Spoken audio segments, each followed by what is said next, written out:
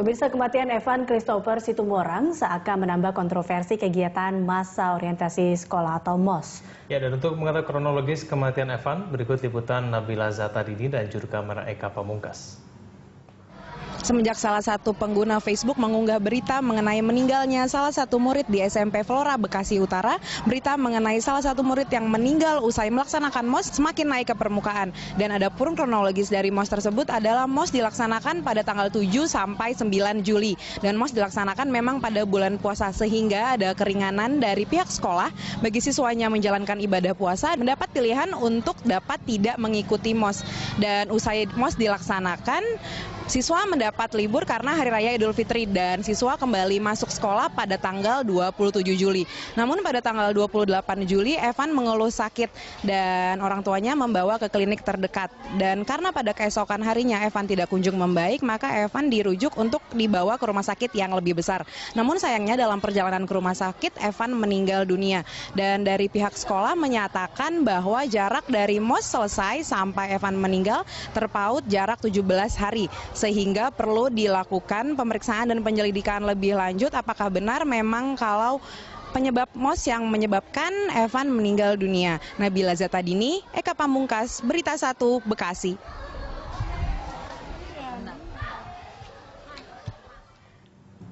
Ya, Anda kembali bersama kami dan kita masih membahas perlukah MOS ini diberlakukan lagi. Karena kita tahu Mas, ini kan sanksi selalu ada atau hukuman selalu ada setiap tahun, bahkan diingatkan terus. Tapi setiap tahun juga selalu saja ada korban terkait dengan masa orientasi siswa atau masa orientasi sekolah ini. Nah, ini kenapa sih? Apa karena sanksinya kurang gimana hingga akhirnya mereka kurang jerak juga sehingga masalah ini tetap saja terjadi? Ya, tadi kurangnya pantauan juga dari sekolah? Betul, saya kira sekolah harus hadir secara utuh di dalam proses pembelajarannya. Relasi antara guru dengan murid itu pada hakikatnya relasi substitusi orang tua dengan anak, kan? Artinya seluruh prosesnya itu sekolah nggak bisa lepas tanggung jawab atau mendelegasikan lepas begitu saja kepada kakak kelasnya atau kepada orang yang tidak memiliki rentang kendali. Saya kira ini poin penting. Ikhtiar-ikhtiar untuk kepentingan proses perbaikan saya kira harus terus dilakukan, termasuk juga melakukan langkah-langkah pencegahan seluruh aktivitas yang berpotensi terjadinya bullying.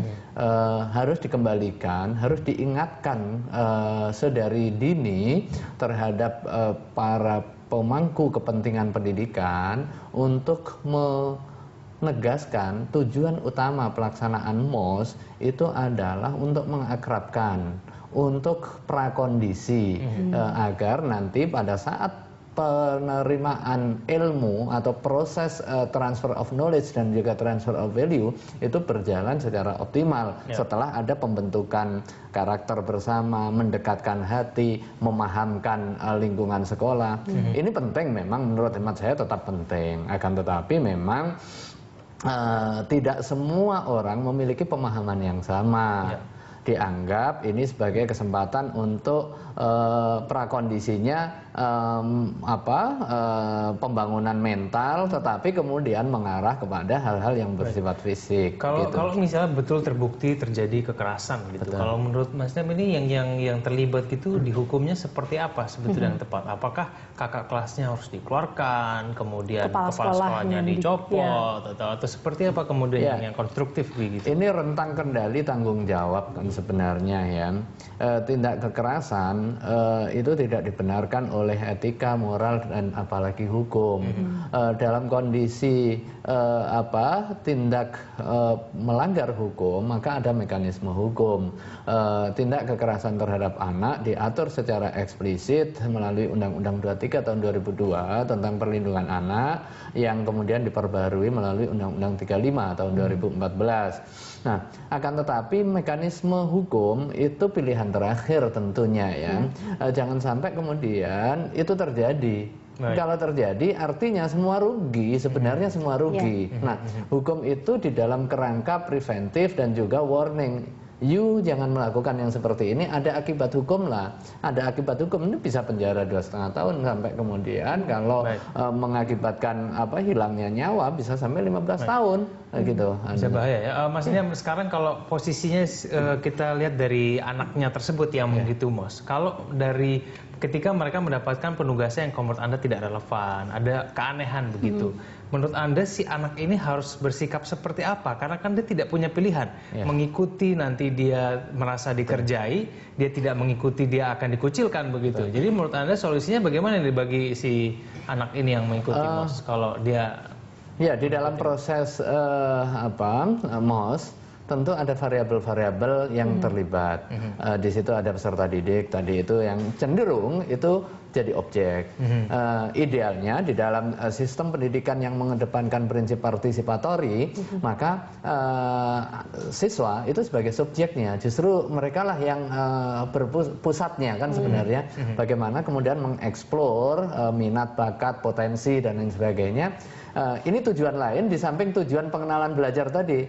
Tujuan tujuan MOS ini sebenarnya juga eksplorasi atas potensi para siswa karena interaksinya kan baru.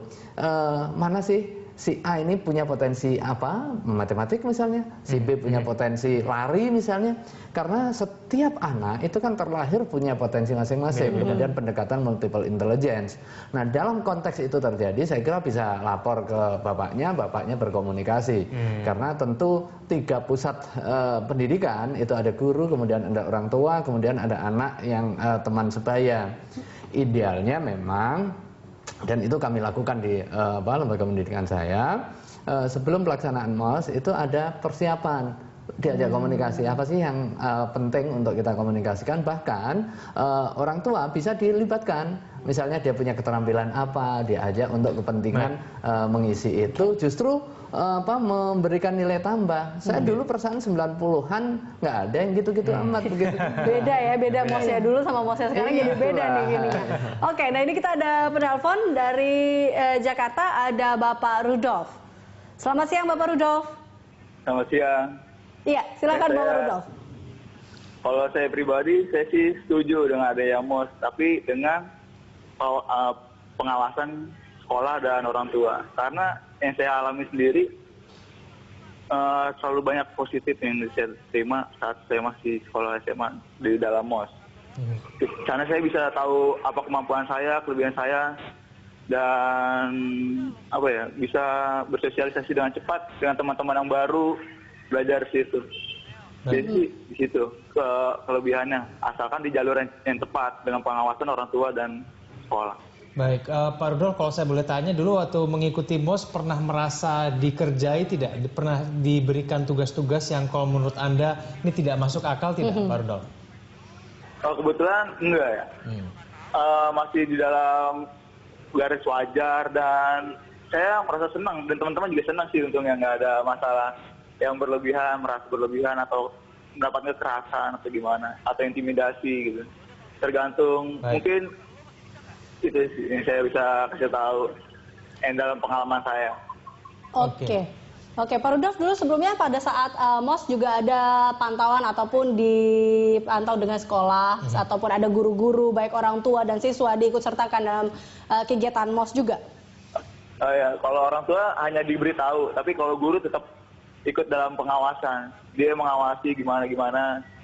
Jadi masih aman, nggak ada tindak kekerasan. Guru ikut terlibat gitu. Baik. Terima kasih Pak Rudolf dari Jakarta Timur. Mas Niam, kalau kita ya mungkin ini salah satu kasus ya, ternyata orang mendukung gitu. Maksudnya positif gitu. Tapi kemudian kalau untuk daerah-daerah lain mungkin yang kalau menurut Anda tadi masih ditemukan adanya pelanggaran. Nah, ini bagaimana kemudian bisa betul-betul menghilangkan sebuah kebiasaan ya mungkin, atau mungkin yang sudah terjadi bertahun-tahun itu betul-betul hilang. Nah, itu bagaimana? Ya, saya kira memang butuh terobosan. Saya mungkin mengusulkan misalnya diberikanlah semacam awarding bagi sekolah-sekolah atau kepala sekolah atau dinas misalnya daerah yang melaksanakan MOS yang kreatif begitu ya. Lomba misalnya yang paling kreatif, yang paling menjiwai pelaksanaan MOS sesuai dengan khitah dan sesuai dengan tujuannya, saya kira desain yang seperti ini bisa memotivasi mereka menjadi termotivasi untuk mendesain pelaksanaan MOS yang memang ramah anak dan partisipatif. Nanti diberikan indikator-indikator, misalnya keterlibatan siswa, keterlibatan orang tua, jenis kegiatannya, bagaimana menunjang proses pembelajaran, dan secara berkebalikan ada semacam reward dan punishment bagi sekolah atau daerah yang sini ada tidak terperhatikan pelaksanaan MOS, tidak teranggarkan, misalnya anggarannya harus diplot untuk kegiatannya, sehingga dengan anggaran yang sudah baku kan bisa kelihatan nanti jenis-jenis kegiatannya. Artinya ada relasi yang mengikatkan antara pemegang kebijakannya dengan pelaksanaannya. Saya kira ini bisa menjadi salah satu trigger untuk memutus mata rantai kekerasan itu dan tidak terus terbiarkan yang seperti ini seolah-olah negara nggak hadir. Kalau misalnya dari kementerian begitu memaksakan atau membuat format yang standar gitu, semua harus mengikuti sama gitu, menurut Anda bagaimana? Jadi sudah jelas gitu, sudah detail, MOS diatur dalam 3 hari, 2 hari begitu. Tidak boleh di luar itu. Apakah menurut Anda kementerian perlu membuat seperti itu?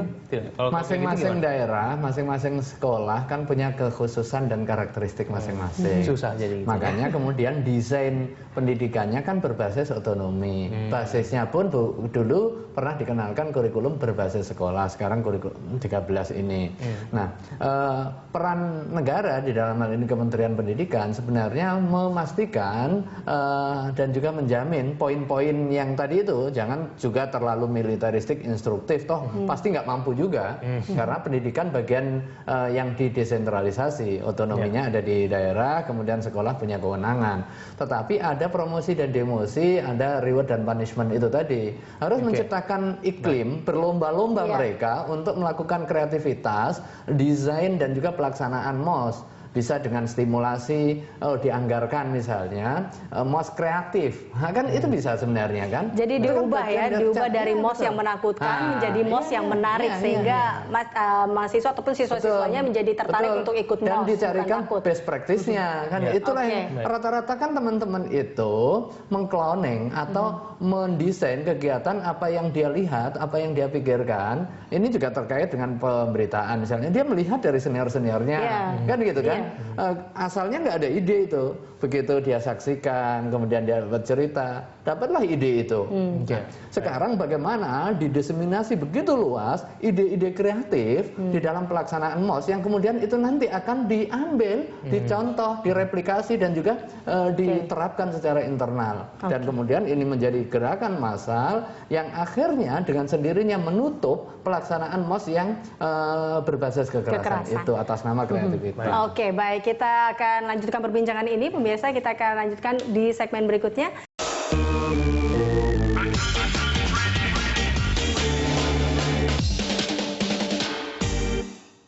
Pemirsa, kembali kita lanjutkan dialog kita.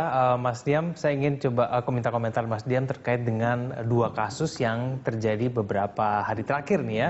Ada yang di Bekasi dan juga ada yang di Bintan. Dua-duanya ini punya perbedaan dalam tiap kasus. Tapi kalau menurut Anda, pencermatan Anda dalam kasus ini seperti apa sebetulnya dari KPAI sendiri melihat? Ya, dari 2 kasus yang muncul yang kemudian berujung kepada kematian siswa, tentu KPAI prihatin ya.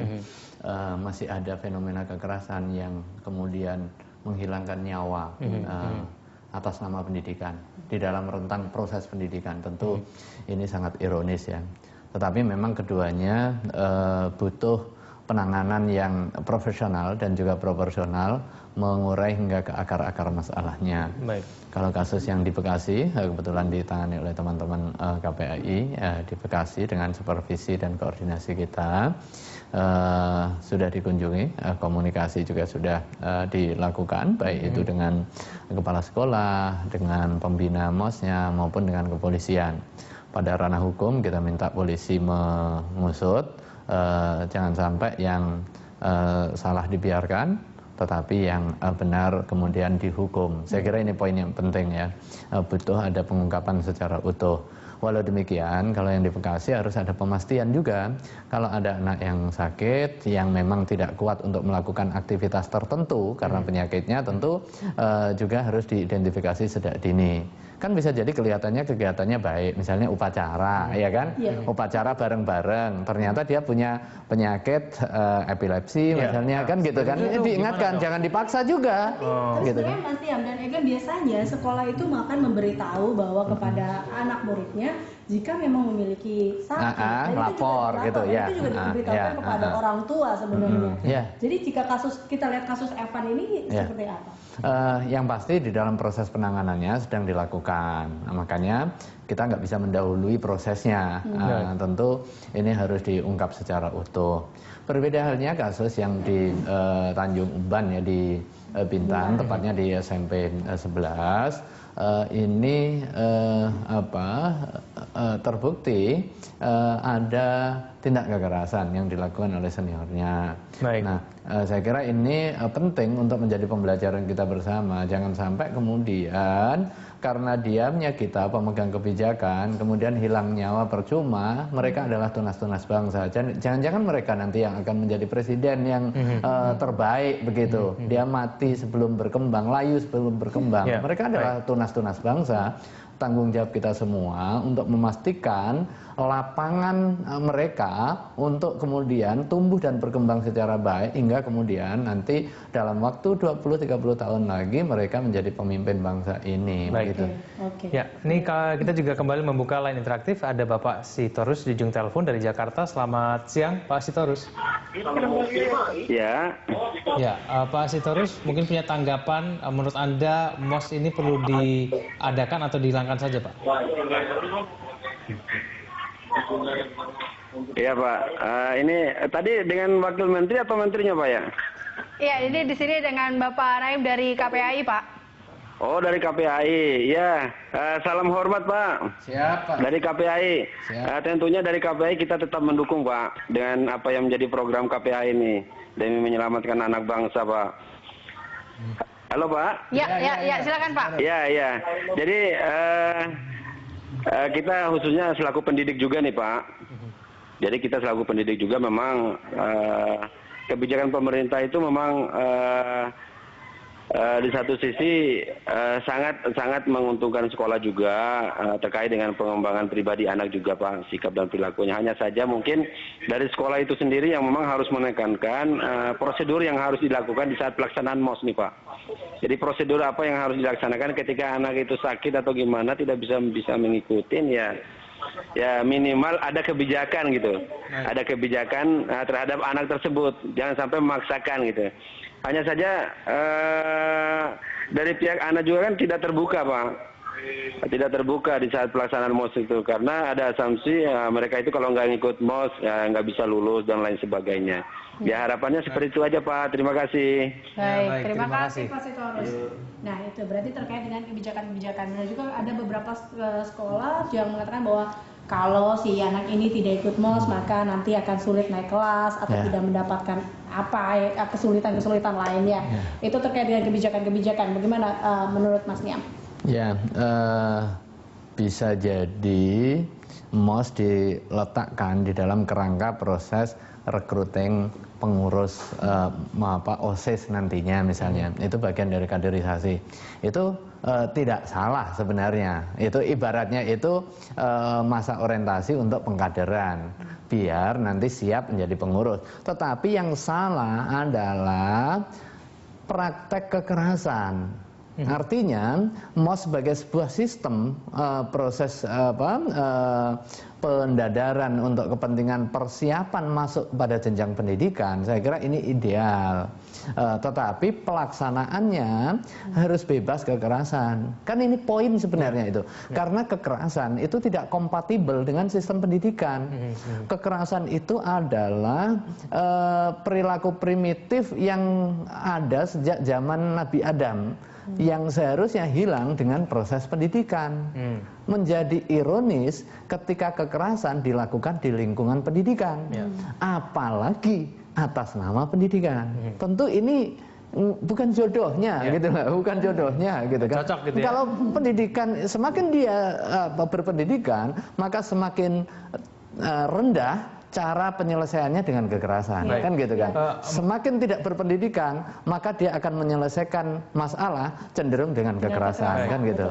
Mas Niam, kalau saya mempertajam pertanyaan dari Pak Sitorus tadi, perlukah kemudian kita semua tidak mau ada kekerasan, itu semua mungkin sepakat ya, tapi kemudian tetap muncul saja pelanggaran. Apakah kemudian menurut Anda perlu sekolah itu membuat kebijakan yang spesifik sekali dan kemudian sangat tegas begitu, either itu disampaikan sebelum MOS ataupun sesudah, supaya mencegah hal-hal itu terjadi lagi? Apakah mungkin dari awal sekolah sudah harus bilang kalau menemukan kekerasan langsung lapor, atau seperti apa sebetulnya yang supaya... Pasti, memang harus ada kebijakan yang radikal, termasuk di dalamnya hal itu. Dan sebenarnya kita juga bisa mengidentifikasi sekolah-sekolah mana sih yang seringkali pelaksanaan MOS-nya itu berisi kekerasan. Nah, bisa diciri. Kalau Jakarta kan gampang, daerah Bulungan, ini ABC kan gampang sebenarnya kan. Itu saja kan. Yang lain saya kira secara umum sudah civilized lah, sudah berkeadaban begitu ya. Tetapi dengan ini harus ada kebijakan yang sangat radikal, misalnya potong satu generasi misalnya. Satu generasi ini tidak ada MOS yang ditangani oleh senior misalnya. Dalam waktu mungkin potong satu generasinya itu artinya paling 2 angkatan. Setelah itu kan lepas itu. Karena mereka sedemikian masuk, dan ini ditangani juga oleh KPI beberapa kali. Tawuran, kemudian MOS yang kemudian berujung kepada kekerasan bahkan kematian kan 2 tahun yang lalu masuk di situ. Potong satu generasi, dan itu harus dengan strong leadership. Tidak cukup dengan kepala sekolah, kalau mau dinas pendidikannya turun gitu. Nah, kebijakan dari dinas pendidikan sendiri juga sejauh ini seperti apa sih sebenarnya? Ada, tetapi perlu ditingkatkan. Saya kira butuh orang-orang yang memiliki dedikasi dan tidak punya kepentingan apapun kecuali kepentingan pendidikan. Jangan sampai kemudian juga dia punya kepentingan kawan senior ditelepon misalnya, kan sangat mungkin ini kan itu terjadi. Saya kira kepentingannya adalah kepentingan kita bersama, kepentingan semata-mata untuk kepentingan terbaik bagi anak, bahwa mereka adalah tunas yang perlu kita pupuk secara bersama-sama, jangan dikontaminasi dengan pendadaran melalui proses kekerasan sekalipun itu atas nama pendidikan. Baik. Oke. Oh ya, kita ada penelpon kembali. Ini dari Jakarta, ada Ibu Fitra. Selamat siang Ibu Fitra. Halo, selamat siang. Iya, silakan Ibu Fitra. Iya. Halo? Ya. Iya, halo. Kalau untuk MOS-nya kalau sudah memakan korban, kalau dari saya sendiri sih lebih baik ditiadakan aja ya. Karena dari tiap tahun ke tahun ada aja beritanya mengenai MOS-nya yang memakan korban. Itu ada kemungkinan untuk gurunya tidak diperhatikan untuk mahasiswanya yang mengadakan MOS. Gitu aja. Baik, Bu Fitra, tapi kan ada hal-hal positif juga di MOS ini. Ada pengenalan kampus, terus kemudian ada sistem belajar. Menurut Anda itu kalau tidak di MOS, didiknya di mana, Bu? Kalau misalnya itu nggak ada MOS? Iya, kalau tidak ada, kenapa Pak? Ya, kalau misalnya ada hal-hal positif di MOS yang kemudian menurut Ibu harus dihilangkan, begitu nanti dari siswanya menurut Ibu apa tidak kesulitan nanti ketika masuk tapi tidak ada semacam proses orientasi begitu, pengenalan kampus? Iya, kalau menurut saya sih untuk MOS ini ditiadakan dulu aja kalau hasilnya kayak gini. Efeknya jadi anak-anaknya jadi termasuk jadi korban salah satunya. Oke, baik. Terima kasih Ibu Fitra dari Jakarta. Terima kasih. Nah, ternyata ada juga yang suara menyatakan ternyata MOS nggak perlu. Mungkin ya menurut Bu Fitra hal-hal yang dipelajari di MOS yang positif bisa dipelajari pada saat sudah memulai pendidikan. Langsung mungkin diganti, bukan MOS-nya ini jadi salah satu ajang sebelum sekolah dibuka, tapi saat sekolah udah dimulai dengan ditambahnya mata pelajar baru atau mungkin cara baru mungkin seperti itu. Kok gitu saya kira nggak bisa menyalahkan 100% Bu Fitra tadi itu, karena Bu Fitra melihat pada eksesnya ya. Tetapi memang harus didudukkan secara proporsional, jangan sampai hanya karena tikus gitu kemudian lumbungnya dibakar, kira-kira begitu. Ini kan sama seperti orang mau belajar mobil begitu, belajarnya kan nabrak-nabrak gitu. Tapi karena nabrak-nabrak itu yang dibenarkan kan gitu kan. Jangan sampai kemudian nggak usah belajar aja sekalian kan begitu kan.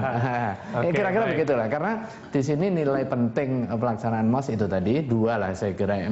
Yang pertama pengenalan lingkungan sekolah, termasuk juga model pembelajarannya dengan guru si A, kemudian lab komputernya, perpustakaannya, cara menggunakannya, model pembelajarannya, hak dan kewajibannya. Kemudian yang kedua adalah sarana untuk deteksi minat bakat untuk kemudian bisa dikembangkan. Oke.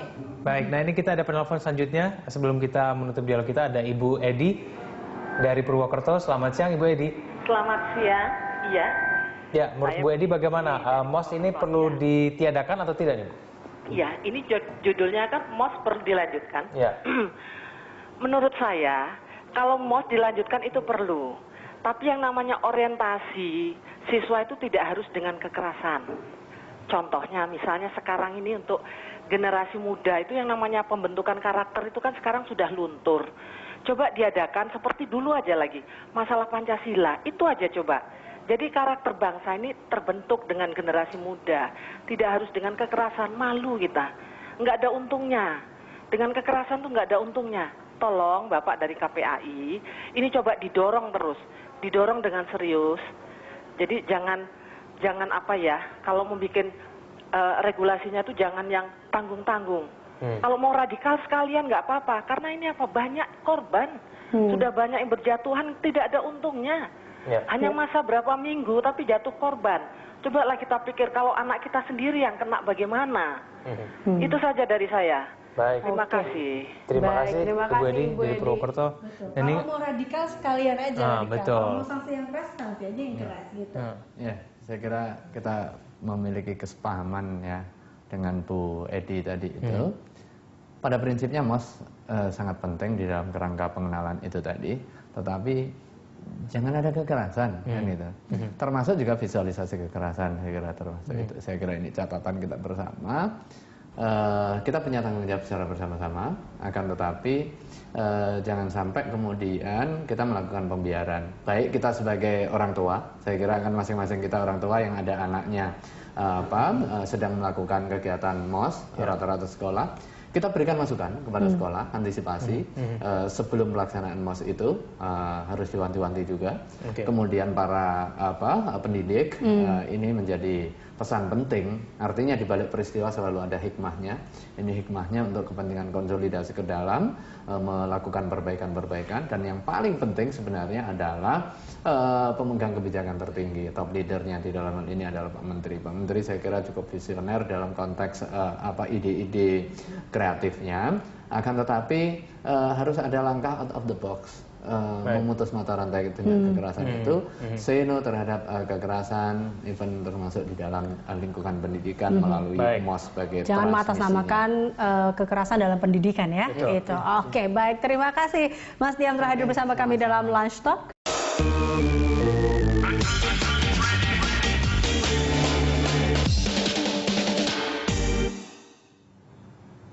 Ya pemirsa, untuk membahas soal masa orientasi siswa ini telah hadir di studio Berita 1 Ketua KPAI Asrorun Niam Soleh. Selamat siang Mas Asrorun atau Mas Niam ya di sini ya, Mas Niam. Selamat siang Mas Niam.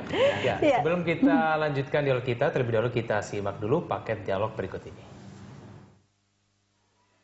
Masa orientasi siswa kembali menuai pro kontra.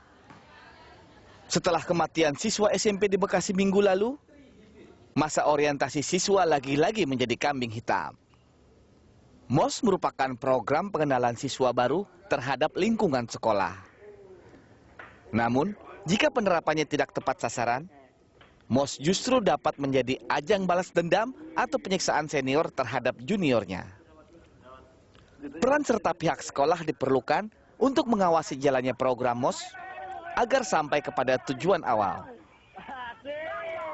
Jika MOS sudah tidak dapat mengakomodasi kebutuhan siswa baru terhadap program sekolah, lantas apakah masih perlu MOS dilanjutkan? Iya. Kita sudah melihat tadi ada cuplikan gambar yang mengerikan sekali gitu kalau dilihat ya. Itu mungkin salah satu masa orientasi siswa tapi di sekolah tinggi pelayaran. Iya, betul. Nah, saya akan tanyakan kepada Mas Diam langsung. Mas Diam, kalau menurut pengamatan Anda, melihat ada beberapa kasus yang terjadi dan itu menimpa berusia SMP ya, anak berusia SMP, berusia belasan tahun gitu ya. Menurut Anda masih perlu apa enggak sih nih, MOS ini menurut Anda? Ya, kita harus dudukkan pada proporsinya ya. Kenapa sih diadakan MOS? Saya kira ini perlu flashback ya. Kemudian bagaimana pelaksanaan MOS itu? Nah, soal kenapanya, saya kira ada hal-hal yang substansial yang hendak diperoleh dari pelaksanaan masa orientasi siswa atau sekarang namanya masa orientasi peserta didik baru. Kepentingannya apa? Kepentingannya adalah pengenalan lingkungan sekolah dan ini sangat strategis sebenarnya ya, di mana teman-teman atau adik-adik peserta didik baru di tengah lingkungan yang baru tentu butuh orientasi, pengenalan kampus. Kalau di perguruan tinggi, pengenalan lingkungan sekolah, siapa lingkungan sekolah di situ dan apa lingkungan sekolah di situ, mulai dari sarana prasarana belajarnya, bagaimana pemanfaatannya, kemudian perkenalan dengan guru, bagaimana model pembelajarannya, kemudian desain pembelajaran atau perkuliahan kalau di kampus. Saya kira kalau itu yang dituju, sebenarnya ini adalah sangat strategis dan memang dibutuhkan untuk kepentingan prakondisi, gitu ya, jelas. Cuma memang ada penyimpangan di dalam khitah pelaksanaan MOS ini bisa karena faktor AB-nya penanggung jawab sekolah, sehingga pelaksanaannya seringkali kemudian diserahkan kepada senior atas nama pembelajaran begitu.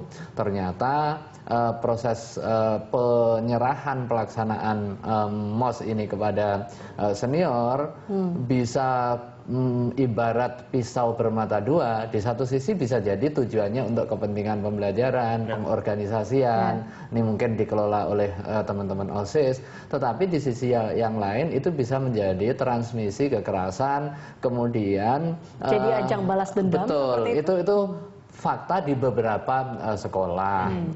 Akan tetapi tentu kita nggak bisa generalisir. Faktanya sungguh pun kecil kasus-kasus itu terjadi, tetapi kita nggak boleh menutup mata. Dan secara khusus KPAI melakukan pemantauan di beberapa titik pelaksanaan masa orientasi siswa ini. Ada hal yang sangat bagus dan sangat positif, kita juga rekomendasikan untuk itu di cloning begitu. Tetapi di sisi yang lain ada juga praktek-praktek kekerasan dan praktek-praktek pelaksanaan MOS yang sama sekali tidak memiliki tujuan, tidak memiliki relasi dengan tujuan pelaksanaan MOS. Misalnya pagi-pagi disuruh berangkat sebelum subuh dengan cara membawa sesuatu misalnya dari PR sebelumnya dalam waktu 2 atau 3 jam yang secara nalar sulit untuk dicari misalnya, dan tidak ada kepentingan apa-apa, hanya sekedar untuk ngerjain begitu. Saya kira hal yang seperti ini harus dipulihkan. Oh iya, masih ada. Itu kan atas nama pokoknya lain, kira-kira begitu kan. Ya, saya kira hal yang seperti itu yang harus dibongkar paradigmanya hingga kemudian terjadi kekerasan. Ini kita tahu bahwa setiap kali MOS ada juga nih Egan dan Mas Naim, bahwa beberapa mahasiswa atau siswanya disuruh bawa produk-produk yang biasanya ini dikatakan bisa membuat anak-anak menjadi kreatif seperti itu. Tapi di sini juga balik lagi, di balik MOS ini ada kekerasan, tidak hanya kekerasan fisik, tetapi juga ada kekerasan mental, dan mereka harus mengganti namanya menjadi sebutan lain seperti nama buah ataupun nama binatang yang di situ. Ini kan juga termasuk dalam kekerasan yang akhirnya malah tidak baik kepada anak-anak ini. Ya, yang pertama kita harus ingatkan kepada segenap penyelenggara pendidikan. Kebetulan saya juga mengelola pendidikan, saya kira juga memahami dan cukup lama mendalami soal aturan dan undang-undang pendidikan. Catatannya bahwa MOS itu harus dikembalikan kepada fitrahnya, yaitu untuk kepentingan pengenalan lingkungan pendidikan, karena sangat penting ini bagaimana relasi antara murid dengan guru, semacam kontrak belajarnya ya, biar tahu you punya tanggung jawab, ini loh hak-haknya, ini kewajibannya. Kemudian kalau butuh konseling kepada guru ini, kalau pemanfaatan perpustakaannya begini aturannya, kemudian ada lab menggunakannya seperti ini, toilet ada di sini, kan penting yang seperti itu. Kemudian soal leadership, tetapi memang benar faktanya bullying itu terjadi atas nama MOS, dan ini tentu bertentangan dengan prinsip-prinsip pendidikan yang mengedepankan prinsip keadaban. Contoh lah misalnya ada lingkungan sekolah yang meminta bawa cacing pagi-pagi misalnya, yang seperti itu apa hubungannya dengan sistem pendidikan? Kan gitu kan? Bagaimana kalau sekarang saya mencoba untuk mengambil alasan di balik kenapa ada tugas-tugas yang Anda bilang tadi itu aneh gitu ya. Misalnya disuruh bikin name tag, tapi kemudian bentuknya sangat aneh, sulit begitu dibuatnya, terus jalan beberapa kilometer, itu menurut Anda apakah hal-hal seperti itu dengan alasan untuk melatih kreativitas, untuk bisa mendekatkan diri dengan kakak-kakak kelasnya, lalu kemudian hal semacam itu tidak relevan dengan adanya di MOS itu? Meskipun tidak menggunakan kekerasan fisik ya. Tidak ada kontak fisik, tapi hal-hal seperti itu apakah itu tidak relevan? Kegiatan fisik itu berbeda dengan kekerasan fisik ya. Karena kegiatan fisik bisa jadi itu menjadi bagian edukasi untuk kepentingan anak-anak. Misalnya olahraga, pagi bangun jam sekian, lari, itu kan nggak ada masalah untuk kepentingan kedisiplinan. Tetapi kemudian kekerasan atas nama kedisiplinan itu yang kemudian menjadi masalah. Untuk melatih disiplin, kemudian dipukulin, kan ada juga yang model yang seperti itu, menerjemahkan pendidikan, menerjemahkan kedisiplinan, menerjemahkan ketahanan fisik dan juga ketahanan mental dengan kekerasan. Nah, ini yang perlu dipotong mindset yang seperti itu. Belum lagi memang ada fakta di beberapa sekolah yang melembagakan kekerasan itu sebagai solidarity maker, pembuat solidaritas. Jadi kelompok, nanti kelompok geng ini setelah tuntas akan membentuk koloni-koloni begitu. Pada saat ada MOS dia akan didatangkan menjadi senior yang sukses, melakukan proses kaderisasi. Dan mungkin yang gagal di MOS malah akan dikucilkan. Nah, itu yang seperti itu yang saya kira intinya yang pertama untuk memutus mata rantai kekerasan di lingkungan pembelajaran yang dimulai seringkali melalui masa orientasi siswa itu adalah kehadiran para pihak yang terkait langsung dengan proses pendidikan. Di dalam hal ini adalah kepala sekolah mengingatkan, kemudian para guru mentor. Kalau di tempat saya biasanya ada guru pendamping yang secara khusus D2D untuk melakukan kontrol pembelajaran dan juga pendampingan. Itu penting. Di samping juga pelibatan kakak kelas di dalam kerangka mentoring untuk apa yang dikenal sebagai peer group itu tetap penting di dalam kerangka pembelajaran. Kalau misalnya Mas Tiam tadi menyampaikan kadang-kadang menemukan sesuatu MOS yang sudah dilembagakan dengan format tertentu begitu ya, dan mungkin itu sudah berlangsung tidak hanya tahun ini tapi bertahun-tahun. Saya tidak yakin kalau pihak yang bertanggung jawab, mungkin itu kepala sekolah ataupun orang-orang tua di situ pun tidak tahu mengenai hal itu. Pasti mereka tahu ataupun mungkin dibiarkan. Nah itu Anda sepakat nggak dengan saya kalau saya bilang? Iya, ada yang tidak tahu, ada yang nggak mau tahu.